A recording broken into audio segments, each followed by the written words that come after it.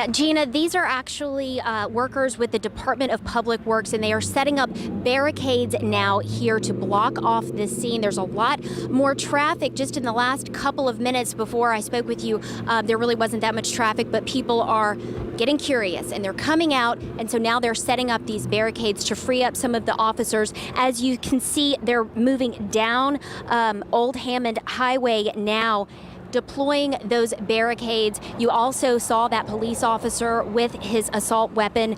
It is a very tense situation out here, and they are armed. They are moving very quickly. We just saw some Louisiana State Troopers take off down Terra Boulevard in another direction with their lights and sirens on, going after something else. I hear some sirens around the corner now. Can't really tell which direction. Oh, here they come from now. Dalton, if you can spin around.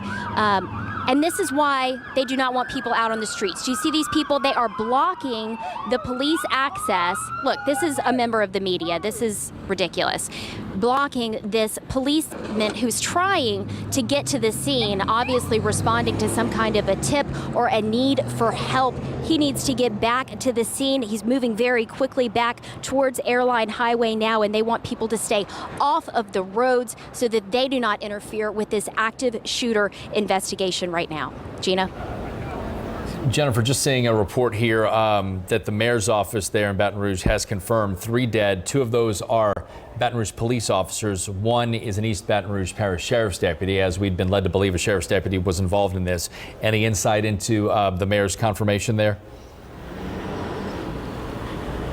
No, Scott, you're hearing the same things that I am hearing. Those numbers continue to fluctuate. I've heard anywhere from 7 people injured or shot to as many as 9, but there's no confirmation now if that count includes any suspects, any civilians, and also the count of Baton Rouge police officers versus East Baton Rouge Sheriff's deputies. Right now, these are all brothers in blue looking after one another, and that is their primary goal right now. If you spin around right now, you can see they've got the task force, the DWI task force van coming in now.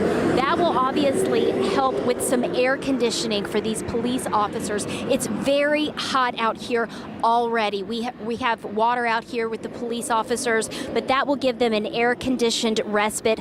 Also, we can anticipate that that would be able to transport some suspects if they have some people that are waiting to be transported and need to do that safely. That's a way to move multiple people at one time. Again, I just saw it driving down the street, so there's no confirmation if that is being used for the police officers, a way for them to escape the heat and get a little bit of a break, or if that's going to be used in the gathering of evidence or possibly even the movement of arrested people or suspects. Scott?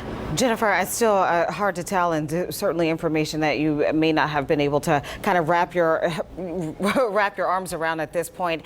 Conflicting reports about what may have precipitated all of this, and whether or not police were responding to a call of someone with a rifle, or if a group of officers were eating breakfast and maybe have been targeted and attacked. I don't know if you have been able to hear just anything. I know that clearly there hasn't been an update at this point from police, but I just didn't know if you've been able to gather anything from just being on the scene, or anything, details that you could tell us about what may have started all this.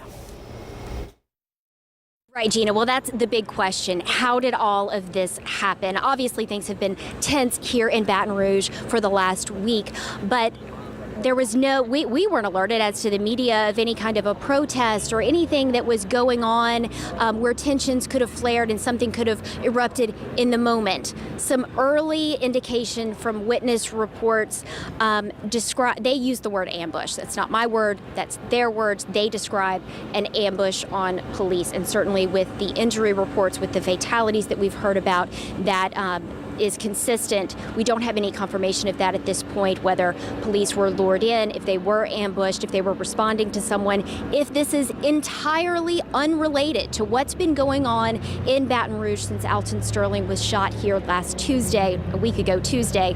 But we still don't have confirmation on the big question, what started all of this.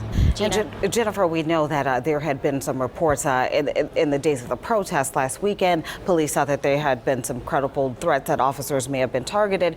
There was talk that officers may have been targeted in Baton Rouge as the protest last week heightened. But it was in a moment when it seemed that things have started to die down and cooler heads in Baton Rouge had started to prevail, and we see something like this unfold. Right, and it may have seemed like things were dying down to us in New Orleans or even to people who live out here, but I can tell you that police have not let their guard down. I know that the state police troopers have recruited troopers from across the state that have been living at state police headquarters ever since the violence started here in Baton Rouge, first with the officer-involved shooting of Alton Brown and then with protests. Those protests included people, a small number of the people in those protests, but people still nonetheless throwing concrete blocks at state police, at city police. They also were throwing bottles, glass bottles with urine in them at police. So police have not let down their presence, even though we had the funeral last Friday, which was peaceful and beautiful. We've had celebrations of Mr. Sterling's life. We've had silent protests here in Baton Rouge at City Hall downtown. Things have been peaceful for a little bit. But they still remember just days ago the violence against state police, the violence against Baton Rouge police, the targeting of police by a small number of these individuals at protest. And again, we don't know if that's what happened this morning. That is the big question. What started all of this? How could one person or even two people take the lives of so many police officers, maybe even 3 police officers or sheriff's deputies at this point? How could that have happened so quickly, so early on a Sunday morning? We don't know that at this point, but I can tell you that the police presence here is swift. It is thick with police right now, and that is because they never let their guard down. They had troopers living at state police headquarters brought in from across the state, and we've seen other agencies responding to this very scene. Officers even with the Department of Wildlife and Fisheries, officers from LSU's police department, which is the city in of itself. They have a huge police department there. And as we hear the helicopter again up in the sky, we know that state police has a helicopter. I'm sure that the Department of Wildlife and Fisheries does too. They are increasing this search area. They're looking for evidence and possibly still looking for suspects in this shooting. Gina? Jennifer, let me ask you about this. We talked about the presence not diminishing there in Baton Rouge, while outside of Baton Rouge, people might have thought that things were starting to return to some semblance of normalcy. But as early as last night, there were protests outside of Baton Rouge police headquarters again. So they kind of took a break on Friday because of the funeral of Alton Sterling. But before that and yesterday, a heavy protest presence still happening daily in Baton Rouge. That's right, Scott. And I can tell you that I've talked with some police officers who they're tired, they're exhausted, they're worn out.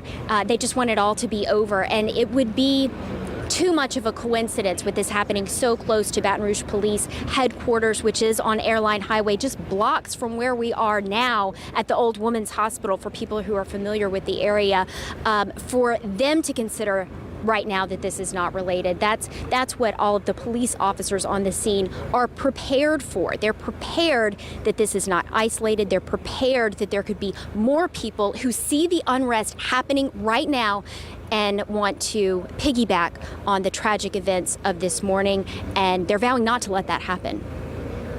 All right, Jennifer Crockett, live for us in Baton Rouge. We'll get back to you shortly, but once again, this is